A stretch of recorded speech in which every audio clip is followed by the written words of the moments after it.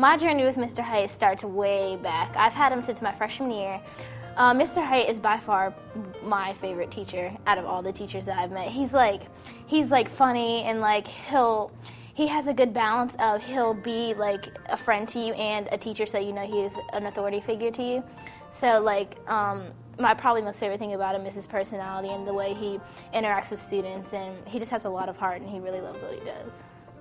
I'd say he's probably one of the most memorable teachers I've ever had. I've been on student council with him for 3 years, and this is actually the first time my senior year that I have him for an actual class, AP Government, and I really enjoy him as a teacher.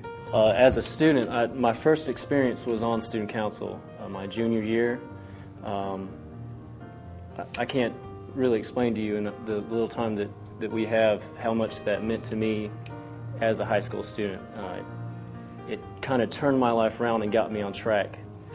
I was led to become a teacher. I looked at the people in my life who had meant something to me, and they were teachers. My high school student council advisor, my sister, older sister. In fact, all my siblings are teachers. My parents have always said they didn't know what they did wrong to make us a family of teachers. I guess we vowed a life of poverty, is the thing. But I like working with young people, and I saw it as a way to shape the future. And I tell students this all the time. The two most important jobs that they're ever going to have are parent, number one, and citizen, number two. And I believe that, and I think it's so easy to be a good citizen. And people act like it's such a mystery and such a complicated process. And you just got to be yourself and find things that you enjoy and can impact on and get involved. And so that's what I try to do, is get kids involved with a wide variety of areas. Well, he's very energized on the subject, so he gets into it a lot, and he wants us to share that passion that he has.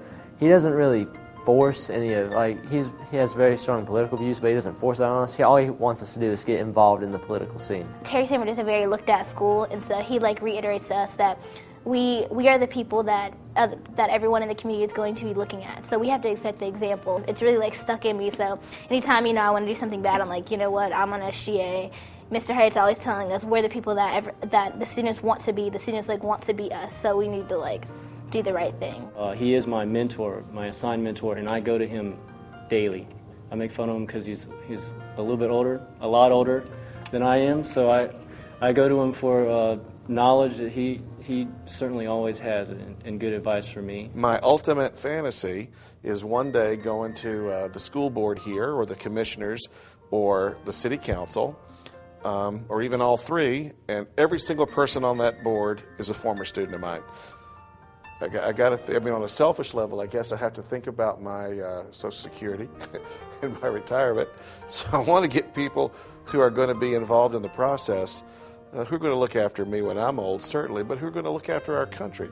I'm very serious about that. Being a citizen is the second most important job. I can't help you too much with being a parent, but I can teach you what you have to do to be a citizen. And it's not just about paying taxes. It's learning how to be involved and getting your voice out there. We are the future. We have to get involved. We have to start learning about what our government does, how it operates, or there's no hope for ever having a good government in the future. I will definitely go and vote. I do think that everyone's opinion in the government, on how government should function, is important, and I really think that not enough people do that, and it's probably why a lot of problems happen in our country. I may not see the results now in some kids, but I believe the seed is planted and it comes back.